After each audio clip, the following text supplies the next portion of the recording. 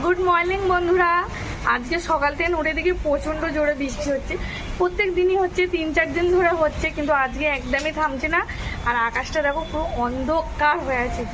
এই যে দেখো দেখো কি অবস্থা দেখো।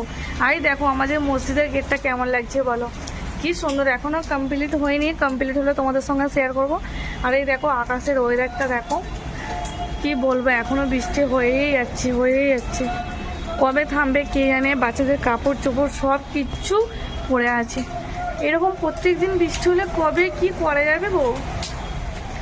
তো এইরকম বৃষ্টির দিনে আজকে কি রান্না করা যায় বলো। দেখো আমার নতুন স্টাইলের আমাদের কি দিয়েছি দেখো। এরকম বৃষ্টির দিনে রান্না করা যেতে পারে খিচুড়ি। তাই আজকে আমি কিন্তু খিচুড়ি করবো। চলো পাশের বাড়ি কি রান্না করছে দেখি, চলো পাশের বাড়ির কি রান্না করছে চলো দেখা যাক। হ্যাঁ যাই। ও মা কি জোরে এসে গেছে, অনেক জোরে এসে গেছে। অনেক ভেজা হয়ে গেছে, আর বেশি ভিজলে শরীর খারাপ হয়ে যাবে। এই শরীর খারাপে এই পানিতে ভিজলে হবে না বাবা, কারণ এখন ডক্টর দেখানোর জন্য অনেক অনেক টাকা চাই। আমার কাছে অত টাকা। এখানে কিন্তু খিচুড়ি করার জন্য গোশ কিন্তু চাপিয়ে দিয়েছি। তো সব রকম মশলা দেওয়া হয়ে গিয়েছে। আর মাংসটা একটু বেশ চর্বি চর্বি নিয়ে এসছে, কারণ খিচুড়িটা খুব সুন্দর হবে। তারপর ডালটা কিন্তু ভিজিয়ে রেখেছি আগে থাকতে, কারণ একটু আগে ভিজিয়ে রাখলে খুব সুন্দর। আর এখানে ধনেপাতা টমেটো সব কিছু রেডি করেছি। আর এখানে কিন্তু সব রকম মশলা দিয়ে চালটাকে কিন্তু কষে নিয়ে জল দিয়ে দিয়েছি, কারণ অতটা দেখানোর সময় নেই। এদিকে বৃষ্টি হচ্ছে আর এদিকে অনেক কাজ পড়ে রয়েছে আমার। বৃষ্টি হচ্ছিল বলে খিচুড়ি রান্না করা হলো। আর যাই খিচুড়ি অর্ধেকটা হয়ে গিয়েছে, তো বৃষ্টি কিন্তু অলরেডি থেমে গিয়েছে। কিন্তু কিছু করার নেই, রান্না করা হয়ে গেছে, এখন খেতে হবে। চলো দেখায়। কিন্তু বৃষ্টি হলে খিচুড়ি খেতে কিন্তু ভালো লাগতো। কিছু করার নেই, বৃষ্টি থেমে গিয়েছে, কিছু করার নেই। চলো এই যে দেখো আমার খিচুড়ি কিন্তু রেডি।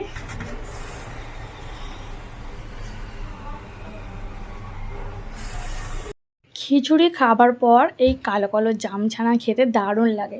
তো অনেক দিন ধরে ইচ্ছে ছিল জাম খাবার। আমি তোমার দাদাভাইকে বললাম যে একটু জাম নিয়ে এসো, তো তাই নিয়ে এসছে। কিন্তু জামটা খুব সুন্দর ছিল, অসাধারণ। যাই বলো না কেন আমার খুব দারুণ লেগেছে। হাই বন্ধুরা, তো তোমরা অনেকেই জানো আমার পায়ে একটু প্রবলেম ছিল, ওই যে অ্যাক্সিডেন্টটা হয়েছিল। তো অনেক দিন থেকে নিয়ে ডক্টর দেখাচ্ছি, মোটামুটি ঠিক আর হচ্ছে না, অনেক কিছুই প্রবলেম হচ্ছে। তাই আজকে একটা অন্য ডক্টরের কাছে যাব, সেটা হলো মেটিয়াপুরজ। তো সবাই বলছে, তাই সবার কথা শুনে সেখানে যাওয়ার ইচ্ছা আছে আর কি। তো রেডি হয়েছি, আমরা যাচ্ছি। তো দেখা যাক সেখানে গিয়ে কি হয় না হয়, কি বলে। তো মেটিয়াপুরজে যাওয়ার জন্য আমি রেডি হয়েছি। তো ওইখানে গিয়ে অবশ্য তোমাদের সঙ্গে দেখা হবে। খাওয়া দাওয়ার পর আমরা বেরিয়ে পড়লাম মেটিয়াপুরজ, কারণ ওইখানে এক ডক্টরের কাছে। তো আমার পায়ের ব্যাপারে তোমরা অনেকেই জানো কি হয়েছিল। তো এখনও অনেকটাই প্রবলেম হচ্ছে, মানে প্রবলেমটা হচ্ছে খুব ব্যথা। তো মানে যখন তখন ব্যথা হচ্ছে, অন্য মানে আর সব কিছু ঠিক হয়ে গেছে, ব্যথাটাই প্রবলেম হচ্ছে।